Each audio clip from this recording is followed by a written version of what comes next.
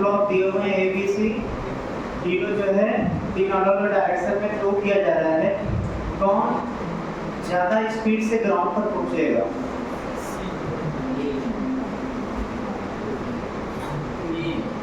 Ground पर पहुंचते time किसका स्पीड सबसे ज्यादा होगा? रीजन बताना है। ऐसे नहीं, ऐसे बदमाशी नहीं, अच्छे बच्चों की तरह पहले रीजन ढूंढ लीजिए फिर बताइए।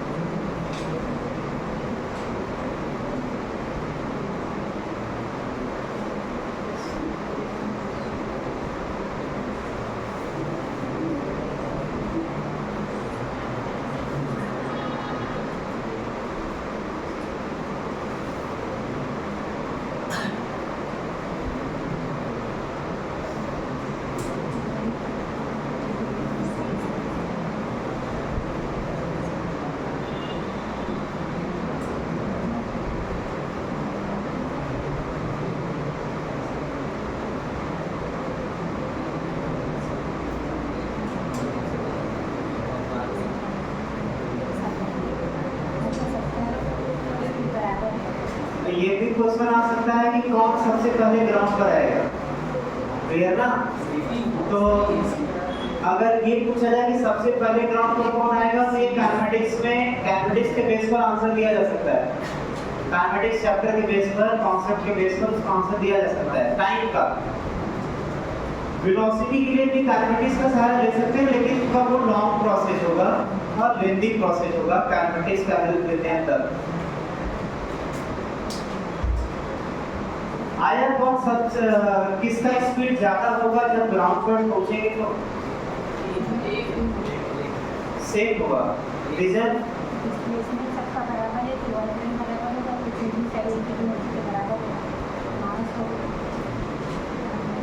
यहाँ पर तीनों का स्पीड ग्राउंड पर सेम होगा, मतलब तीनों सेम स्पीड से ग्राउंड पर आएंगे, चाहे वो किसी भी डायरेक्शन में थ्रो किए जाएं,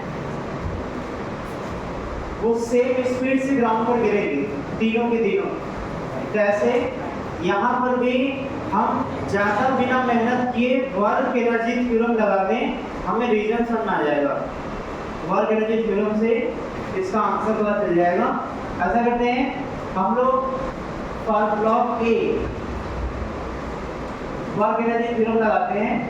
वर्डन by all the forces equal to change in kinetic energy. Clear? अच्छा, उसी तरीके से फॉर ब्लॉक बी, इसके लिए क्या होगा? वर्डन बाय ऑल द फोर्सेस में, देखिए अगर क्वेश्चन में एयर रेजिस्टेंस का जिक्र नहीं किया है, इसका मतलब एयर रेजिस्टेंस नहीं है। क्लियर ना? जब तक जिक्र ना करें एयर रेजिस्टेंस का तब तक हम उसको निग्लेक्ट करेंगे।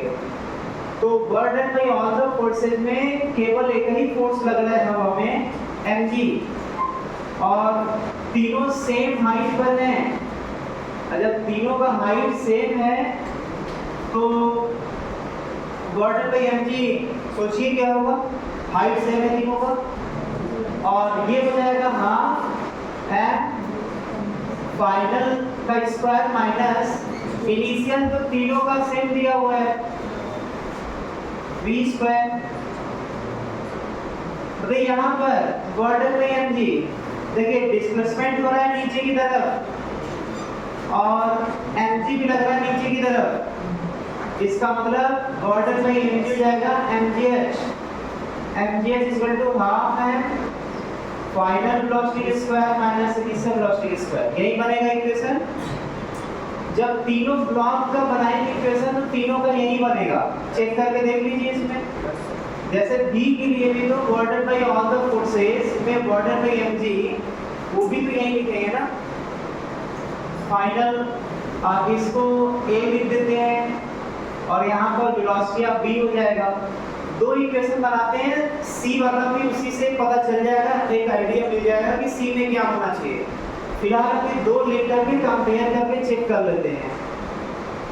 तो यहाँ से m से कैंसिल, 2 मल्टीप्लाई करेंगे, यहाँ से जाएगा va square equal to v final का स्क्वायर। नहीं, एक मिनट, ये तो सबका सेम होगा ना, ये तो सबका सेम है। फाइनल वाला वही कंपेयर करना है, ये a वाले का फाइनल वेलोसिटी है, यही कंपेयर करना है। तो यहाँ से क्या आ जाएगा, हमें निकालना है फाइनल वाला वेलोसिटी। तो वेलोसिटी ऑफ a, तो ये चला जाएगा इस साइड, पहले तो मल्टीप्लाई कर लीजिए 2gh, और ये जाएगा इस साइड तो जुड़ जाएगा, यही आएगा। अब b की बात करें तो b का भी तो वही केस होगा ना, ये वेलोसिटी ऑफ b फाइनल वाला है, यहाँ से भी mgh half m vb square minus v square, यहाँ से भी m से m कैंसिल, यहाँ से भी 2 मल्टीप्लाई करेंगे और इसको इस पर ले जाकर के जोड़ देंगे, तो vb इक्वल टू फिर यहाँ पर आ जाएगा √2gh प्लस v स्क्वायर। तो c वाला लिखेंगे तो c वाला भी तो ऐसे लिखेंगे ना, तो उसका भी तो ऐसे सेम आ जाएगा। इसका मतलब तीनों का स्पीड क्या होगा, सेम। ये हम कितने आसानी से वर्क एनर्जी थ्योरम का हेल्प लेकर के प्रूव कर दिए कि तीनों का स्पीड सेम होगा। आप चाहें तो काइनेमेटिक्स से भी प्रूव कर सकते हैं, थोड़ा टाइम टेकिंग होगा उसमें।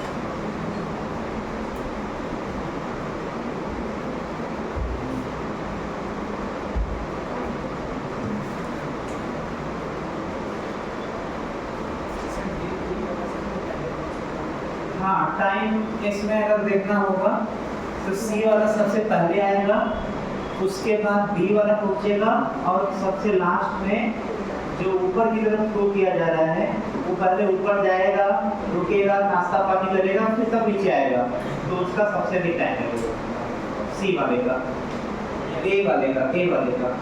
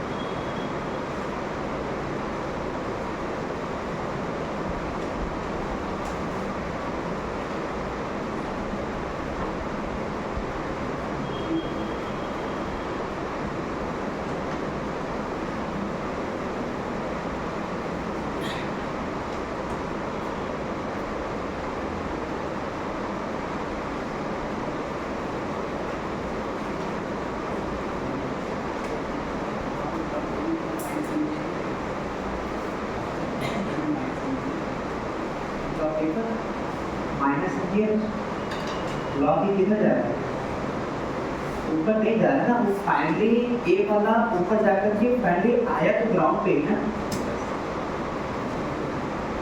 तो नेट डिस्प्लेसमेंट को नीचे हुआ ना।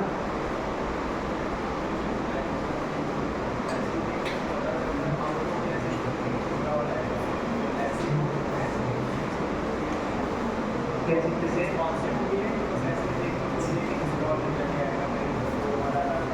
नहीं नहीं, डिस्प्लेसमेंट का जो डेफिनेशन होता है वो क्या होता है? हाँ, शॉर्टेज डिस्टेंस। बढ़िया ना। तो इनिशियल कहाँ था वो? ऊपर था। फाइनली कहाँ पहुंचा?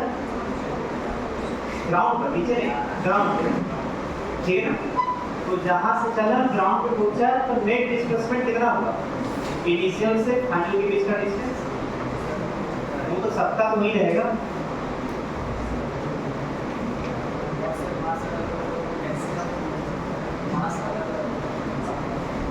अलग अलग मास रहेगा तब भी देखिए कैंसिल हो जा रहा है इक्वेशन से। इस साइड का मास उस साइड का मास है, दोनों कैंसिल कर जा रहा है। अगर मास डिफरेंट डिफरेंट रहेगा भी तो सेम स्पीड से ग्राउंड पर आएंगे।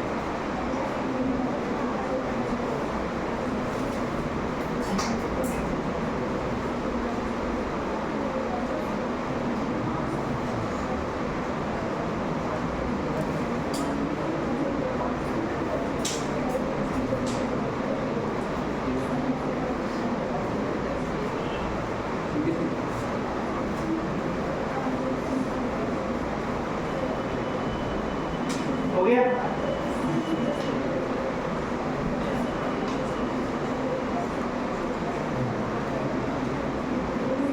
क्वेश्चन क्वेश्चन लिखिए।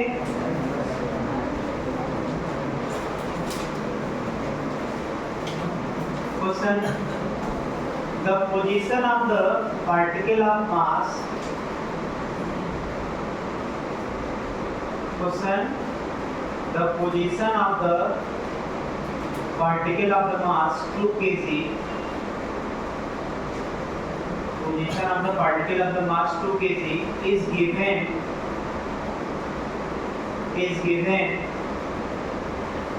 as s is equal to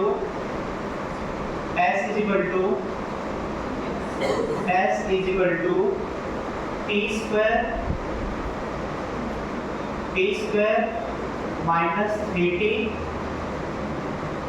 square minus 3t plus 2, t square minus 3t plus 2।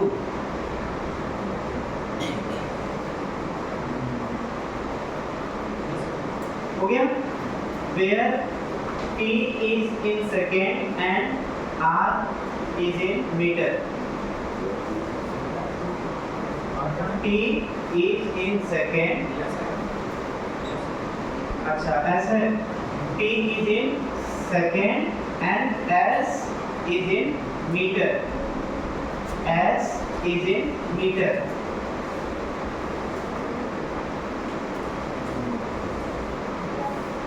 हो गया?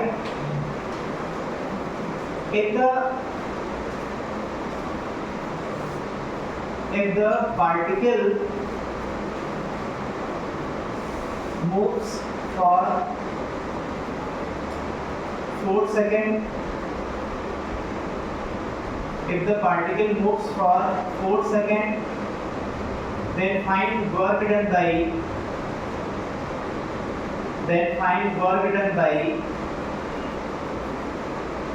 force,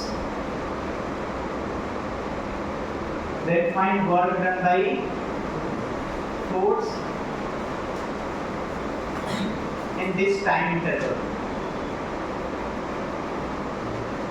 then find work done by force in this time interval।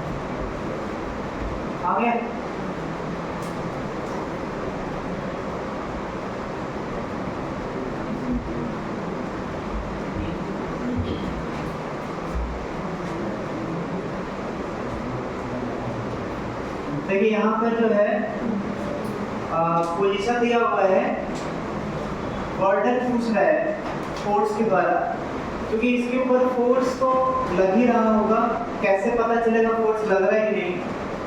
जैसे इसको एक बार डिफरेंशिएट करेंगे तो वेलोसिटी आ जाएगा, clear, 2p minus 3t, p का 1 होगा तो -3 बचेगा, कांस्टेंट का 0 हो जाएगा। इसको एक बार और डिफरेंशिएट करेंगे तो एक्सप्रेशन आ जाएगा जो शायद 2 मीटर पर सेकंड स्क्वायर, क्लियर। तो जब एक्सप्रेशन है ही, मास तो दिया ही है, तो मास इनटू एक्सलेरेशन फोर्स आ जाएगा, मतलब फोर्स लग रहा है इसका मतलब, क्लियर ना। हाँ, यहाँ पर जो फोर्स लग रहा है वो अगर निकालना हो तो m इंटू a करके यहाँ पर 2 इंटू 2 मतलब 4 न्यूटन आ जाएगा, जो कि क्या है, कांस्टेंट है।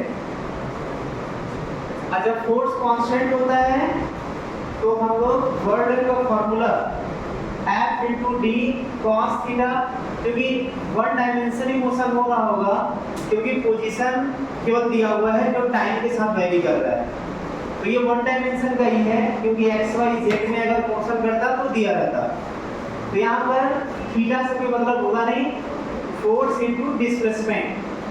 अब यहाँ पर फोर्स तो आ गया 4 न्यूटन और डिस्प्लेसमेंट कितना आएगा, तो देखिए कितने टाइम के लिए मोशन हो रहा है, 4 सेकंड के लिए। तो यहाँ पर इसका मतलब ये होगा कि टाइम जो है वो 0 से लेकर के 4 सेकंड के बीच का ये मोशन हो रहा है। तो हम लोग करेंगे क्या, पोजीशन t 0 पर निकाल लेंगे, जिसको बोलेंगे initial position, position t 4 second पर निकालेंगे, जिसको बोलेंगे फाइनल पोजीशन।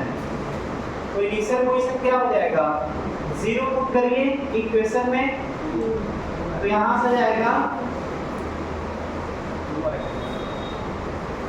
2 मीटर। जब 4 सेकंड पुट करते हैं तो कितना आ रहा है, 6 मीटर। अब देखिए यहाँ पर जो है फाइनल पोजीशन में से इनिशियल पोजीशन घटाएंगे तो आ जाएगा डिस्प्लेसमेंट। डिस्प्लेसमेंट मतलब वही जो डी हमें यहाँ पर जरूरत है, अब वो हो जाएगा यहाँ से 4 मीटर, ठीक है, फाइनल यहाँ से इनिशियल कर देंगे। अब यहाँ जो 4 मीटर आया है वो यहाँ पर मल्टीप्लाई कर दें, आ जाएगा 16 जूल, क्लियर। नोट कर लीजिए यहाँ पे कितने बच्चों का 16 जूल आया था। अच्छा, कितने स्टूडेंट इससे हटकर कोई और तरीका लगाए हैं, कौन सा तरीका है, ठीक।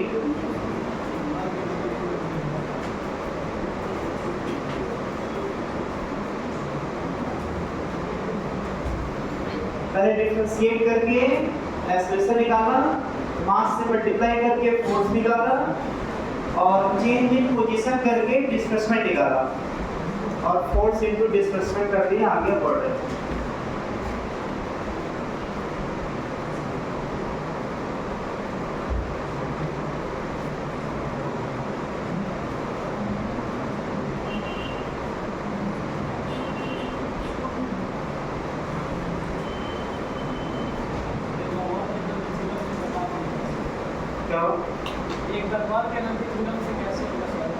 अब वो तो बाद में देखा जाएगा, अगला क्वेश्चन देंगे तो उसमें आप इसमें फंसिएगा। अच्छा, इस प्रोसेस में जब स्टूडेंट फंसेगा तो सोचेगा कि क्या तरीका हो सकता है।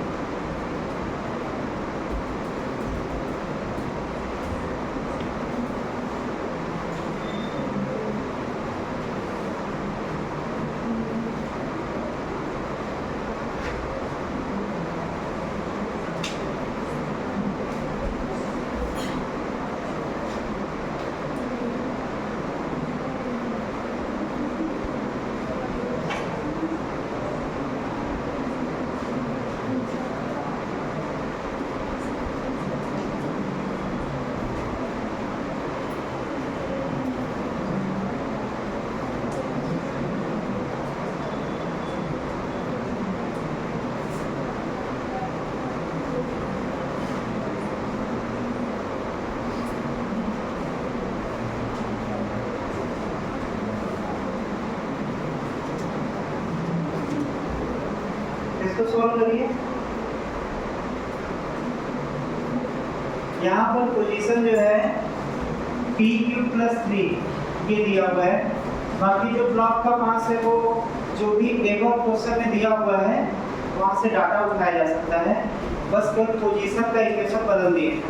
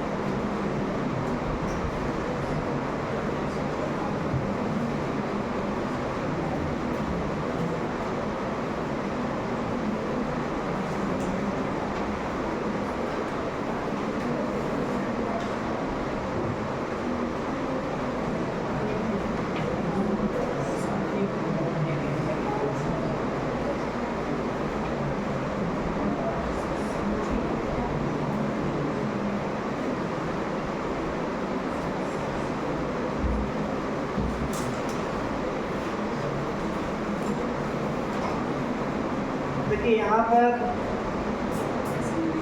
अगर s को जो है पोजीशन को डिफरेंशिएट किया जाए,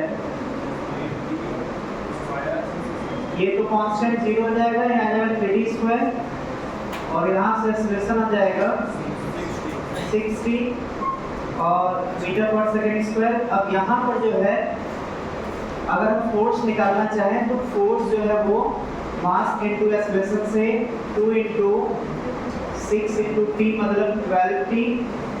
फोर्स जो है वो वेरिएबल आ गया। अच्छा, वेरिएबल फोर्स आ गया तो यहाँ पर जो बर्डन का फॉर्मूला लगेगा वो ये लगेगा।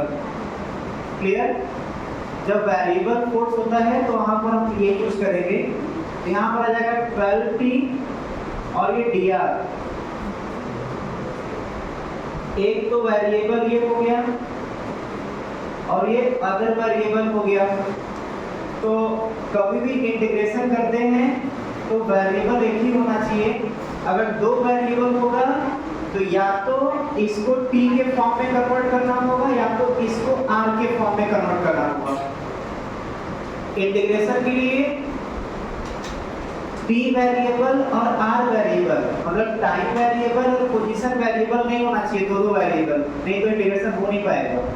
क्लियर ना? इसलिए या तो टाइम के वेरिएबल को पोजीशन के वेरिएबल में कन्वर्ट करना पड़ेगा या फिर पोजीशन के वेरिएबल को टाइम के वेरिएबल में ज्यादा टाइम टेकिंग होगा। ये प्रोसेस नहीं लेना है। करिए क्या इसमें, दूसरा प्रोसेस है, एक तो ये बेसिक प्रोसेस हो गया, दूसरा प्रोसेस है work energy theorem. Work done by all the forces is equal to change in kinetic energy. तो बर्डन बाय जो फोर्स पूछ रहा है तो work done by force is equal to हो जाएगा change in kinetic energy half m final velocity square minus initial velocity square. तो आएगा तो वर्क डन, लेकिन आएगा चेंज इन काइनेटिक एनर्जी के माध्यम से। क्लियर? और ये कैलकुलेशन आसान कैसे, यहाँ पर हाफ जो मास दिया हुआ है कितना दिया हुआ है 2 kg और यहाँ पर फाइनल वेलोसिटी और इनिशियल वेलोसिटी अगर पाना होगा तो velocity as a function of time हमें पता है। Velocity as a function of time t equal to 0 time पर अगर पता करेंगे तो 0 टाइम रखेंगे तो 0 आएगा वेलोसिटी, और वेलोसिटी है t इक्वल टू 4 सेकंड पर 4 सेकंड रखेंगे यहाँ पर तो v का वैल्यू 48 मीटर/सेकंड आएगा। ठीक है, 4 सेकंड पर यहाँ पर t का वैल्यू 4 रख देंगे 48 मीटर/सेकंड आएगा। और 0 टाइम पर 0 वेलोसिटी आएगा। अब इसको यहाँ पर रख देंगे, हो जाएगा 48 का स्क्वायर माइनस 0 का स्क्वायर, यही आ जाएगा बर्डन बाई फोर्स। क्लियर? तो हम लोग यहाँ इंटीग्रेशन से बाकी बेसिक चीजों से बच जाएंगे, सिंपली हमें चेंज इन काइनेटिक एनर्जी निकाल करके आंसर ला देंगे। बाकी इसका कैलकुलेशन कर लीजिएगा, 2 से 2 कैंसिल होगा, बाकी जो भी 48 का स्क्वायर आएगा हम उसको यहाँ पर लिख देंगे। तो अगर बेसिक प्रोसेस से चलेंगे तो लेंथी प्रोसेस हो जाएगा, इसलिए जो है हाँ, तो बाकी अब यहाँ पर इस प्रोसेस से कर लेंगे। Clear?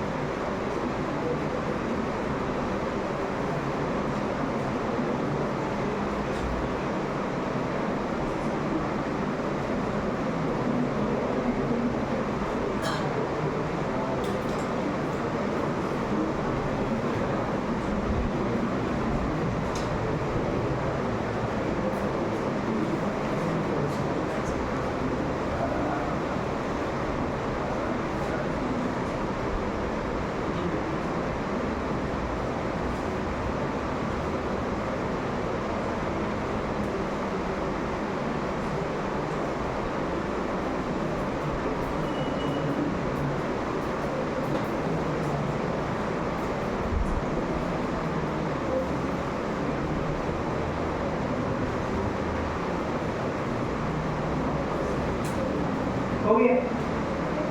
Next question.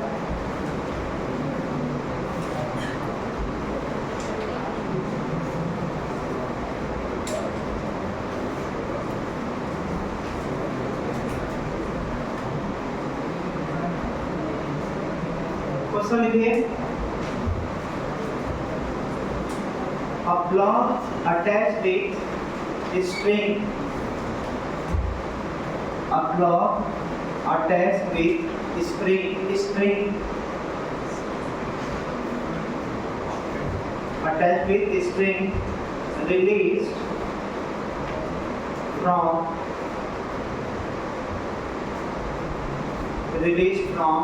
horizontal position as shown in figure.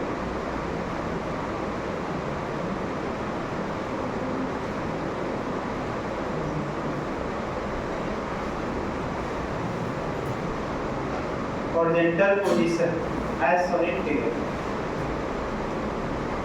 In vertical plane. In vertical plane.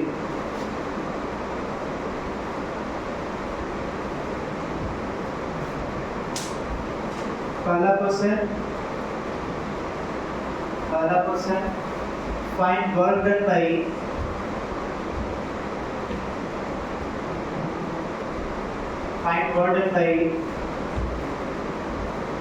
tension in string and gravitational force.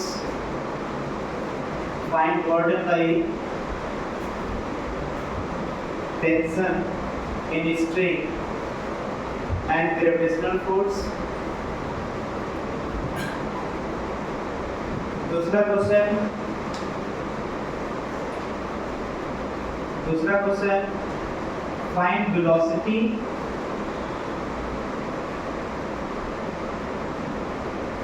of the block at lowest point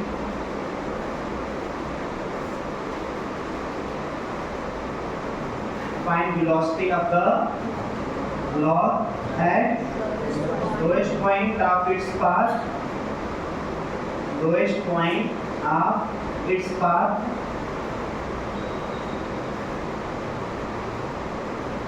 तीसरा question, find tension in string, find tension in string, find tension in string at lowest point, at lowest point, find tension in string at lowest point.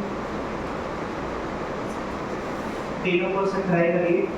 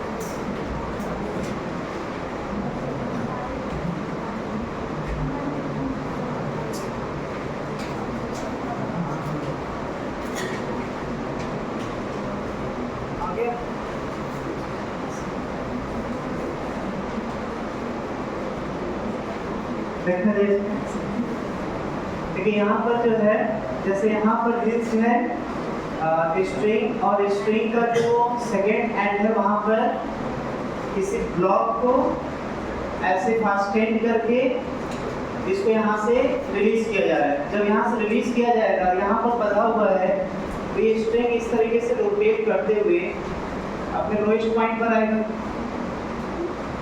यहाँ पर पहुँचेगा, circular path cover करते हुए,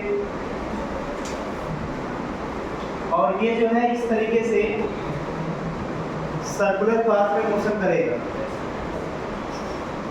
अब यहाँ पर पहला क्वेश्चन क्या पूछ रहा था, वर्क डन बाय टेंशन, और दूसरा उसी में वर्क डन बाय mg। बताइए वर्क डन बाय टेंशन तो इसके पहले भी हम करवा चुके हैं, चाहे किसी भी इंस्टेंट पे बात करें, जो टेंशन लगेगा वो सेंटर की तरफ लगेगा, सर्कुलर मोशन हो रहा है, और उसका डिस्प्लेसमेंट होगा टेंजेंट के लॉन्ग 90 डिग्री बनेगा, यहाँ से जाएगा बॉर्डर पे टेंशन 0। ये पहले भी रीजन बता चुके हैं, पढ़ा चुके हैं इसको, क्लियर। अब जो है बॉर्डर पे mg क्या होगा, तो बॉर्डर पे mg होता है क्योंकि mg हमेशा वर्टिकली डाउनवर्ड लगेगा, चाहे कहीं पर भी देखा जाए, हर जगह वर्टिकली डाउनवर्ड फोर्स लग रहा है mg का। और यहाँ से यहाँ तक जब मोशन किया तो वर्टिकल डिस्प्लेसमेंट कितना हुआ, क्योंकि mg के डायरेक्शन में डिस्प्लेसमेंट हम देखेंगे, जो फोर्स इनटू डिस्प्लेसमेंट होगा उसमें डिस्प्लेसमेंट होगा फोर्स के डायरेक्शन में, और फोर्स का डायरेक्शन किधर है, वर्टिकली डाउनवर्ड है। तो यहाँ से लेकर के यहाँ तक का वर्टिकल डिस्प्लेसमेंट कितना होगा, वर्टिकल डिस्प्लेसमेंट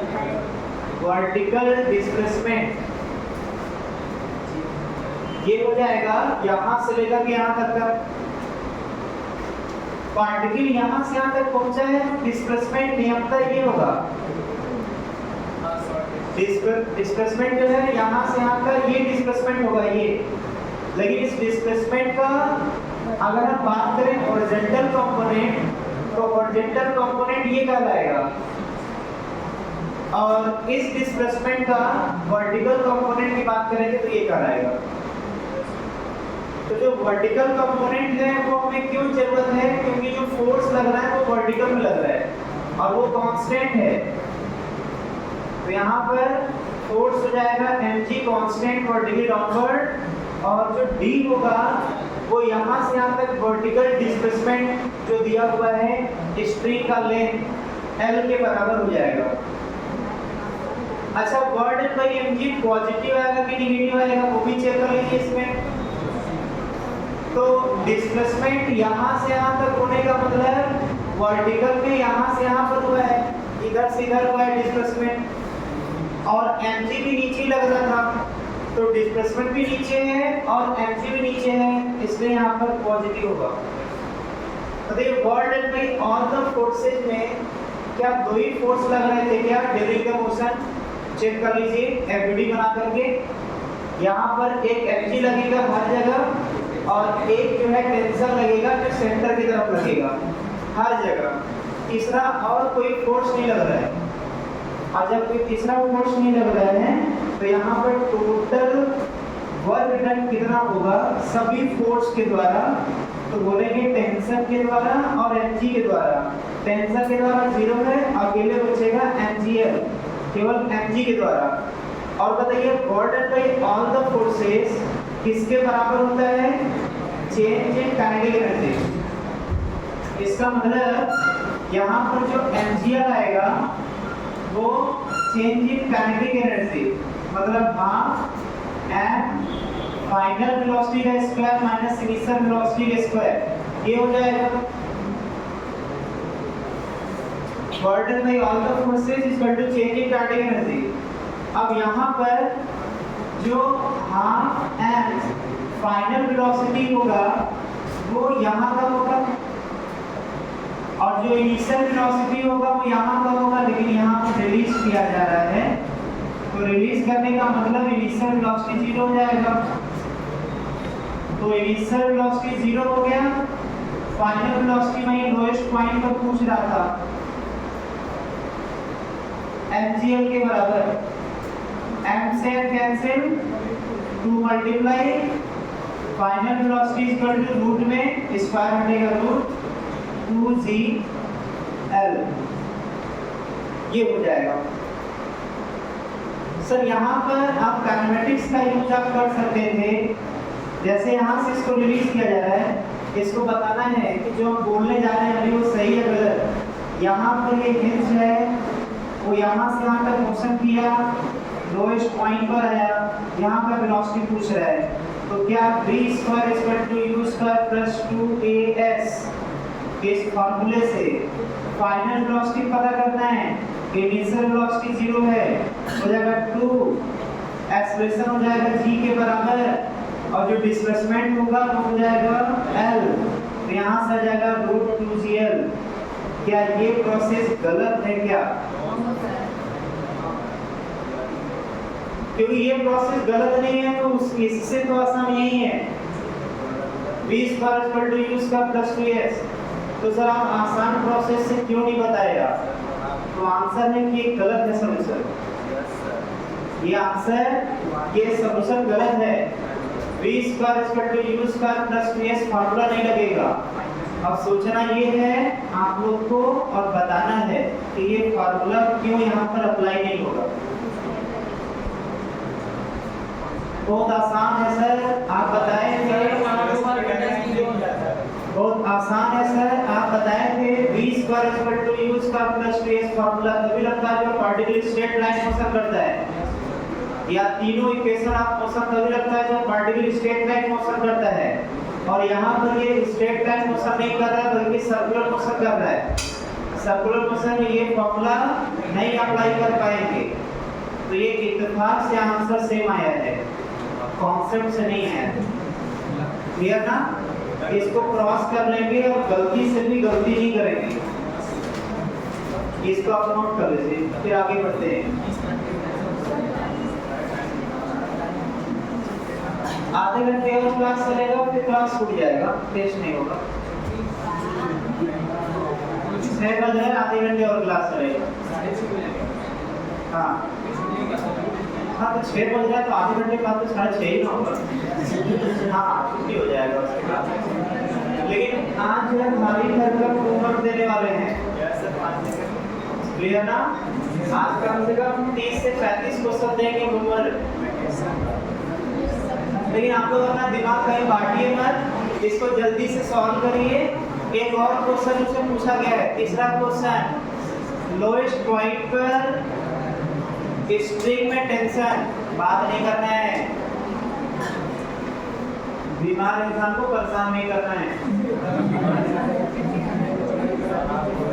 वेलोसिटी आ गया, टेंशन बताइए स्ट्रिंग में कितना होगा।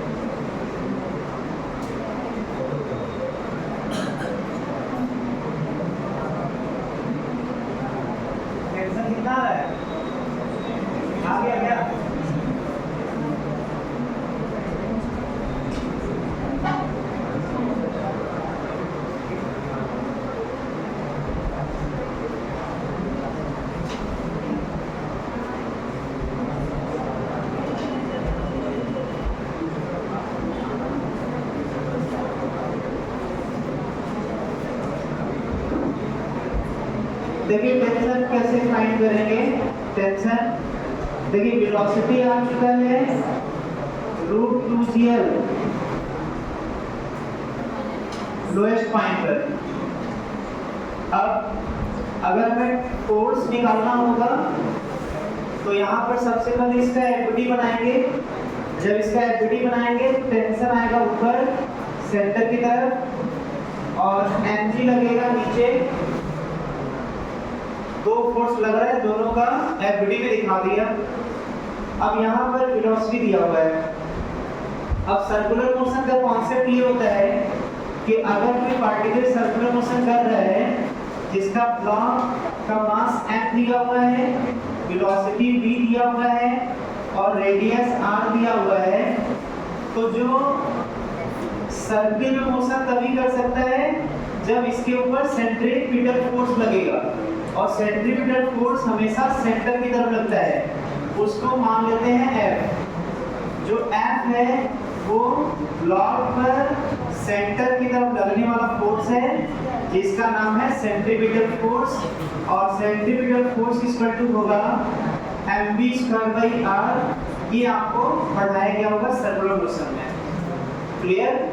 तो यहाँ पर जो है F = mv²r जो सेंट्रीपिटल फोर्स का फॉर्मूला है, हम यही अप्लाई करेंगे इसमें। क्लियर? कैसे देखते हैं।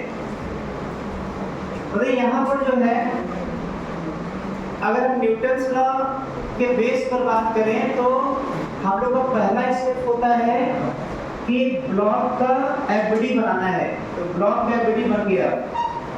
दूसरा हम क्या बताए थे इसमें? दूसरा स्टेप क्या बताए थे न्यूटन्स लॉ में? न्यूटन्स लॉ में जो बताए थे वो तीनों चैप्टर में यूज होगा। न्यूटन्स लॉ में भी, फ्रिक्शन में भी, सर्कुलर मोशन में भी। तो जो बात लिखवाए हो यहाँ पर अप्लाई होगा। तो बताइए यहाँ पर पहला काम क्या था? एफडी बनाना। तो लोएस्ट पॉइंट पर एफडी बना दिया टेंशन और एनर्जी का।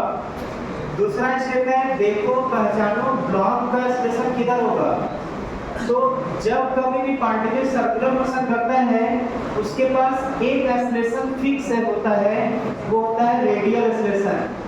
और ये भी फिक्स है कि रेडियल एक्सप्रेशन हमेशा हमेशा हमेशा सेंटर की तरफ होता है। अगर सर्कुलर मोशन कोई भी पार्टिकल कर रहा है तो एक एक्सेलरेशन फिक्स है होना, वो है सेंट्रीपिटल एक्सेलरेशन, और वो हमेशा किधर लगता है? एक्सेलरेशन सेंटर की तरफ। तो यहाँ पर इसका एक्सेलरेशन सेंटर की तरफ कितना होगा? AR होगा, रेडियल एक्सेलरेशन। दो स्टेप क्लियर हो गया। देखना था, पहचाना था ब्लॉक का एक्सेलरेशन किधर होगा, वो पता चल गया सेंटर की तरफ।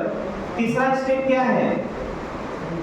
सभी फोर्स को एक्सेलरेशन के डायरेक्शन में तोड़ते हैं और उसके परपेंडिकुलर।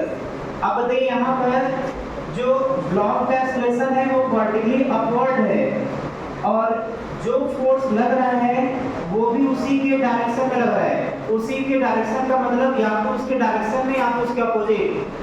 यहाँ पर कोई भी फोर्स एंगल पर नहीं लग रहा है, और जब कोई भी फोर्स एंगल पर नहीं लग रहा है तो कोई कंपोनेंट तोड़ने की जरूरत नहीं है। ये हो गया तीसरा स्टेप। चौथा स्टेप क्या लिखवाए थे? ब्लॉक का जिधर एक्सेलरेशन होगा उधर का फोर्स ज्यादा और उसके अपोजिट का फोर्स कम। तो बताइए ब्लॉक का एक्सेलरेशन किधर है? ऊपर की तरफ। तो ब्लॉक का एक्सेलरेशन ऊपर की तरफ है तो ऊपर का फोर्स ज्यादा होगा और नीचे फोर्स कम होगा। ये ज्यादा फोर्स, ये कम। क्यों? क्योंकि एक्सेलरेशन ऊपर की डायरेक्शन में है। ये हो गया चौथा स्टेप। और चौथे स्टेप में ही इक्वेशन क्रिएट होता है। क्या? जिधर का फोर्स ज्यादा, ज्यादा माइनस कम, ज्यादा माइनस कम is equal to mass into acceleration m into AR। ये आएगा। अच्छा, जो AR है रेडियल एक्सेलरेशन, इधर नोट कर लीजिएगा। ये नोट हो गया ना? बताइए रेडियल एक्सेलरेशन यहाँ पर क्या होगा? रेडियल एक्सेलरेशन v²r मतलब mv²r।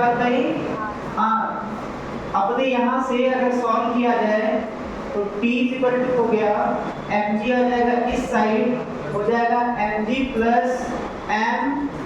बताइए v का वैल्यू कितना दिया है इस पॉइंट पर? √2gl divided by radius. Radius कितना होगा इसका? जो स्ट्रिंग का लेंथ होगा। अब यहां से आ जाएगा mg प्लस l से l कैंसिल 2mg ये आ जाएगा 3mg। कितने बच्चों का आया था 3mg? ठीक है, नोट कर लीजिए।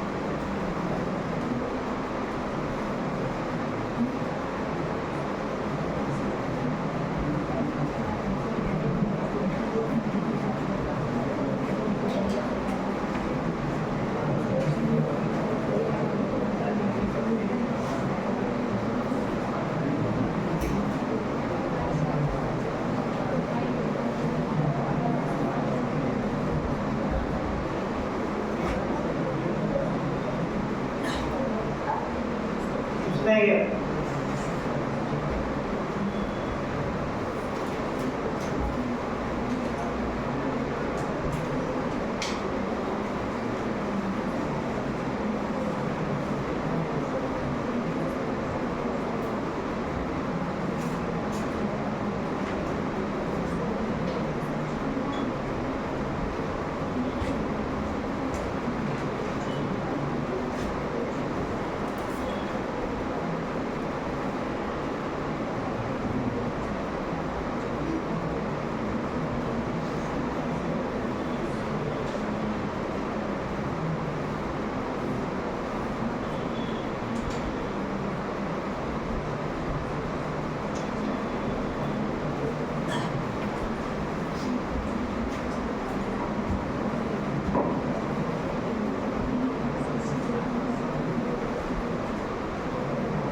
ये सर्कुलर मोशन का जो बेसिक कॉन्सेप्ट है, इसका आगे यूज पड़ेगा। जैसे अगर कोई पार्टिकल बातचीत नहीं करेंगे, इधर कर दीजिए। देखिए, जैसे कोई पार्टिकल सर्कुलर मोशन कर रहा है, सर्किल में मोशन कर रहा है, इसका रेडियस दिया हुआ है, तो इसका जो है, इसके पास दो एक्सेलरेशन का पॉसिबिलिटी है, जिसमें से एक एक्सेलरेशन फिक्स है कि वो होना ही होना है क्योंकि सर्कुलर मोशन कर रहा है, वो है सेंट्रीपिटल एक्सेलरेशन। एक और एक्सेलरेशन का यहाँ पर पॉसिबिलिटी है, जिसका डिनोट करते हैं नॉर्मली 80 से, जिसको बोलते हैं टेंजेंशियल एक्सेलरेशन। और अगर टेंजेंशियल एक्सेलरेशन का पहचान क्या होगा? टेंजेंशियल एक्सेलरेशन या तो वेलोसिटी के डायरेक्शन में होगा या तो वेलोसिटी के अपोजिट डायरेक्शन में होगा। दो ही पॉसिबिलिटी है टेंजेंशियल एक्सेलरेशन के साथ। लेकिन जो रेडियल एक्सेलरेशन होता है वो हमेशा वेलोसिटी के परपेंडिकुलर होता है और ये कभी भी जीरो नहीं होगा अगर सर्कुलर मोशन होना है तो। मतलब ये तो फिक्स है कि ये जीरो कभी नहीं होगा। अच्छा, ये कब जीरो होगा? तो इसके साथ दो क्राइटेरिया है। पहले हम पता करेंगे कि स्पीड घट रहा है कि बढ़ रहा है। अगर स्पीड घटेगा बढ़ेगा तब तो 80 प्रेजेंट होगा। अच्छा, घटेगा बढ़ेगा मतलब वहां भी दो टर्म आ रहा है, एक घटने का टर्म, दूसरा बढ़ने का टर्म। तो अगर स्पीड बढ़ेगा तो टेंजेंशियल एक्सेलरेशन स्पीड के डायरेक्शन में होगा और अगर स्पीड घटेगा तो टेंजेंशियल एक्सेलरेशन उसके अपोजिट डायरेक्शन, मतलब यहाँ पर तो अपवर्ड लगेगा। क्लियर? और अगर टेंजेंशियल एक्सेलरेशन जीरो होगा तो उस केस में 80 जीरो हो जाएगा। मतलब टेंजेंशियल एक्सेलरेशन अगर जीरो होगा तो स्पीड क्या हो जाएगा? कांस्टेंट हो जाएगा। क्लियर ना? इस कॉन्सेप्ट का आगे यूज पड़ेगा जो अगला क्वेश्चन हम देने जा रहे हैं। इसका एग्जांपल लेना है तो फैन को लिया जा सकता है। जैसे फैन स्टार्टिंग में मान लेते हैं वो रुका हुआ है। क्लियर? तो फैन रुका हुआ है, मान लेते हैं फैन के ब्लेड पर जो है कोई पार्टिकल रखा हुआ है, उसके ब्लेड पर पार्टिकल रखा हुआ है। अब इमेजिन करिए क्या इमेजिन कर रहे हैं? फैन क्या है? रुका हुआ है और उसके ऊपर भी डस्ट पार्टिकल है प्लेट के ऊपर। क्लियर? जैसे स्विच को ऑन किया उसका प्लेट चलना स्टार्ट किया, और जैसे प्लेट चलना स्टार्ट करेगा उसके ऊपर जो है फ्रिक्शन, किसके ऊपर? जो उसके ऊपर डस्ट पार्टिकल होगा उसके ऊपर फ्रिक्शन लगना स्टार्ट करेगा, और ब्रेक का स्पीड बढ़ता जाएगा बढ़ता जाएगा बढ़ता जाएगा। इसका मतलब स्पीड बढ़ता जा रहा है। अगर ब्रेक का स्पीड बढ़ता जाएगा तीनों का मतलब स्पीड बढ़ता जा रहा है, इसका मतलब इसके पास क्या प्रेजेंट है? स्टार्टिंग में टेंजेंशियल एक्सेलरेशन प्रेजेंट है, और चूंकि सर्कुलर मोशन करेगा तो AR होना ही होना है। AT जो है वो स्टार्टिंग में जब स्विच ऑन किए होंगे स्पीड के डायरेक्शन में रहा होगा, टेंजेंशियल एक्सेलरेशन स्पीड के डायरेक्शन में तब तक रहा होगा जब तक वो अपने स्पीड को मेंटेन नहीं कर लेता। मतलब अभी जो चल रहा है फैन वो कांस्टेंट स्पीड से चल रहा है, इसका मतलब इसके ऊपर जो डस्ट पार्टिकल होगा उसके ऊपर टेंजेंशियल एक्सेलरेशन नहीं लग रहा होगा। कैसे पता कि टेंजेंशियल एक्सेलरेशन नहीं लग रहा है डस्ट पार्टिकल के ऊपर? जो फैन के ब्लेड के ऊपर डस्ट पार्टिकल होगा, कैसे पता कि इस समय AT नहीं लग रहा है? क्योंकि वो कांस्टेंट स्पीड से चल रहा है, मतलब इसका स्पीड कांस्टेंट है। लेकिन जैसे स्विच को ऑफ कर देंगे तो इसका स्पीड धीरे धीरे क्या करेगा? और जैसे स्पीड घटेगा मतलब स्पीड घटेगा, और स्पीड घटने का मतलब जब इसके ऊपर जो डस्ट पार्टिकल होगा अब उसके ऊपर जो टेंजेंशियल एक्सेलरेशन लगेगा वो अब इस डायरेक्शन में लगने लगेगा, मतलब स्पीड के अपोजिट में लगने लगेगा। क्लियर? तो हम फैन का एग्जांपल लेकर के तीनों केस डील कर लिए। पहला कब AT स्पीड के डायरेक्शन में होगा, दूसरा कब AT 0 होगा, तीसरा कब AT जो है वो स्पीड के अपोजिट होगा। जब फैन को ऑन कर रहे थे, जब ब्लेड का स्पीड बढ़ना स्टार्ट किया था तो टेंजेंशियल एक्सेलरेशन स्पीड के डायरेक्शन में था। इस समय जब कांस्टेंट स्पीड चल रहा है तो टेंजेंशियल एक्सेलरेशन क्या होगा? 0, और जब वो स्विच ऑफ करेंगे जब ये स्पीड घटाएगा तो टेंजेंशियल एक्सेलरेशन इसके अपोजिट लगेगा। यहाँ तक क्लियर हो गया? दूसरा, यहाँ पर भी न्यूटन्स लॉ एप्लीकेबल होगा। जैसे F बराबर क्या होता है? ma होता है। अच्छा, ये स्टार्ट होने के बाद सेंट्रीपिटल एक्सेलरेशन तो लगना ही लगना है, उसके बारे में सोचना ही नहीं है। जो सेंट्रीपिटल एक्सेलरेशन या रेडियल एक्सेलरेशन दोनों नाम से उसको बोला जा सकता है, जो सेंटर की तरफ लगेगा वो हमेशा प्रेजेंट रहेगा, वो कभी 0 नहीं होने वाला क्योंकि वो सर्कुलर मोशन कर रहा है। तो यहाँ पर जो फोर्स का F बराबर ma होता है, यहाँ पर अगर रेडियल एक्सेलरेशन की बात करें तो radial acceleration Fc mass into AC होगा, और अगर टेंजेंशियल फोर्स की बात करें तो Ft मास इनटू AT होगा। क्लियर? मतलब ये जो एप्लीकेशन है ये दोनों में अलग अलग हम लोग अप्लाई करेंगे, रेडियल एक्सेलरेशन में भी और टेंजेंशियल फोर्स या एक्सेलरेशन में भी। तो अगला जो क्वेश्चन है वो इसी पर बेस्ड है जो बताने जा रहे हैं।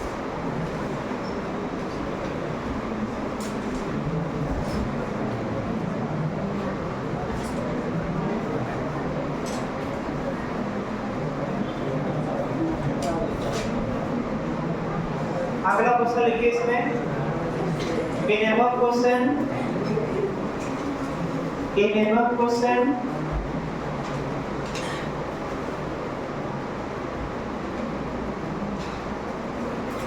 क्या क्या पूछा गया था पिछले क्वेश्चन में? वर्क डन बाय टेंशन पूछा गया था, लिखे कॉपी में वर्क डन बाय टेंशन इस तरीके से, work done bye mg question mark. और क्या पूछा गया था? स्पीड। और क्या पूछा गया था? टेंशन।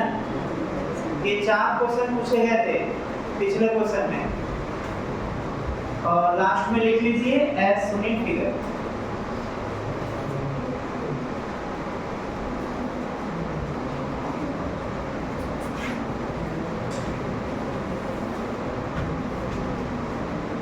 देखिए पिछले क्वेश्चन में वो हॉरिजॉन्टल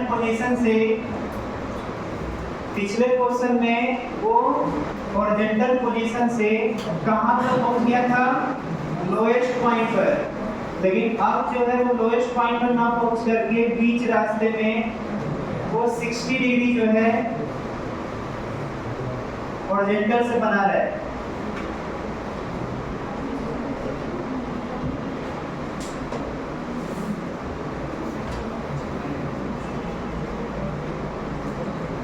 ये चारों क्वेश्चन का आंसर देना है 60 डिग्री जब बनाएगा।